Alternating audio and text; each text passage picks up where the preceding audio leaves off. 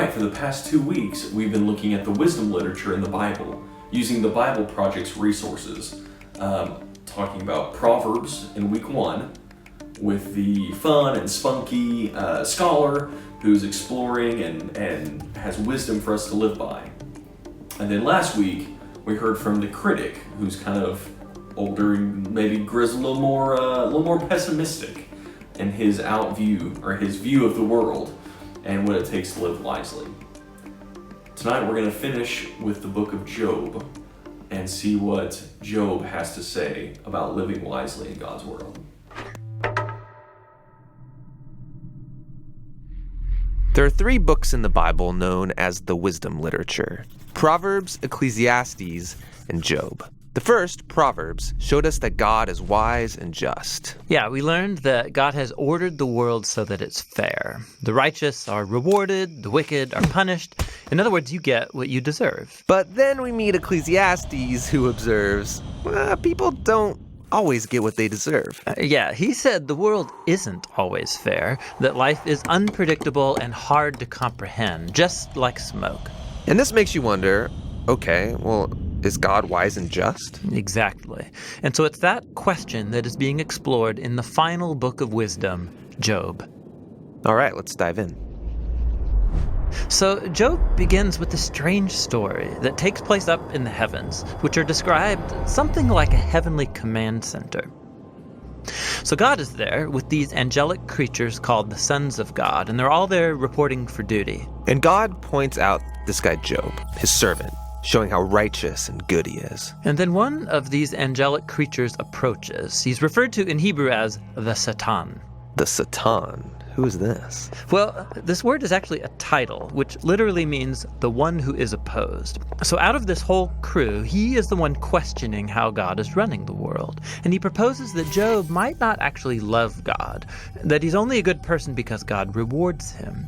If God were to take away all of the good things he gave to Job, then we would see his true colors. So he thinks Job is just working the system?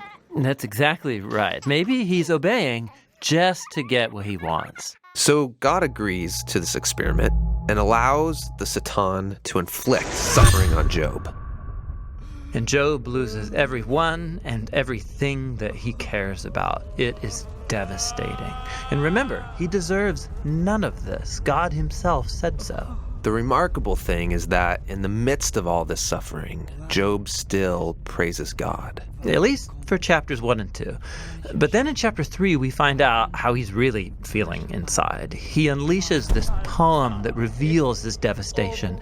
It's a long, elaborate curse on the day that he was born. After this, some of Job's friends come to visit him to offer their help. And all of them are like, Job, you must have done something horribly wrong to deserve this. After all, we know God is just, and we know the world is ordered by God's justice and fairness, so you must be getting what you deserve. And for the next 34 chapters, the friends and Job go back and forth in very dense Hebrew poetry.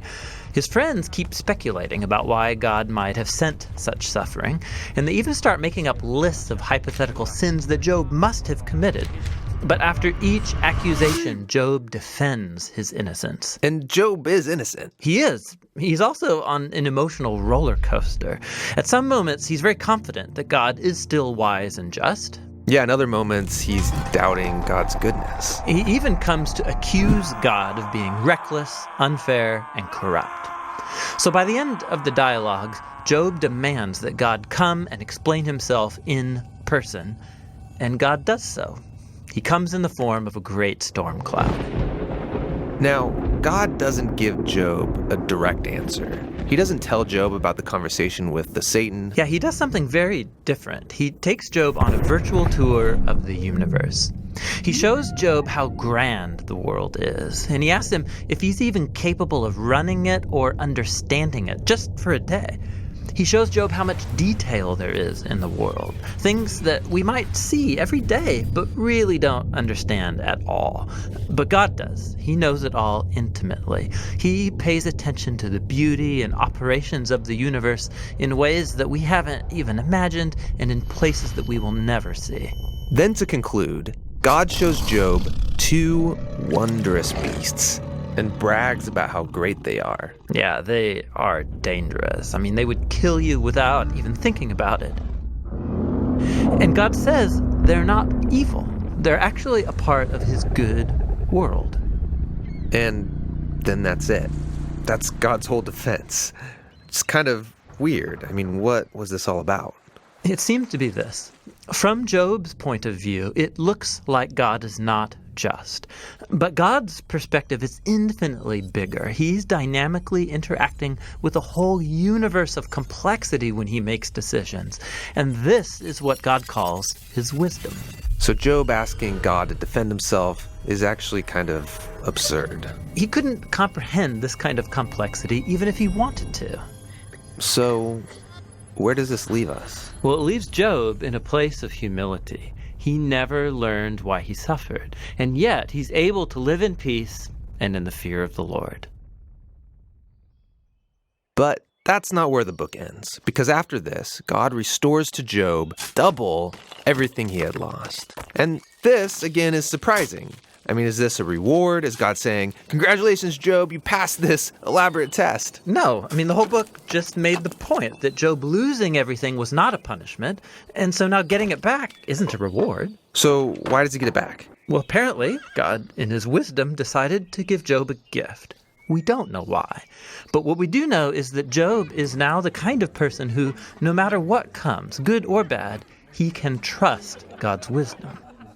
And that's the book of Job, and the end of our wisdom series. These biblical books of wisdom are amazing. Each one offers a unique perspective on the good life, and you need to hear all of them together as you learn to live with wisdom and in the fear of the Lord.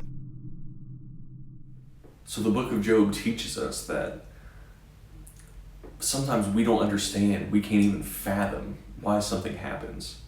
And yet to live in the wisdom, live with the wisdom of God, we can do that with humility.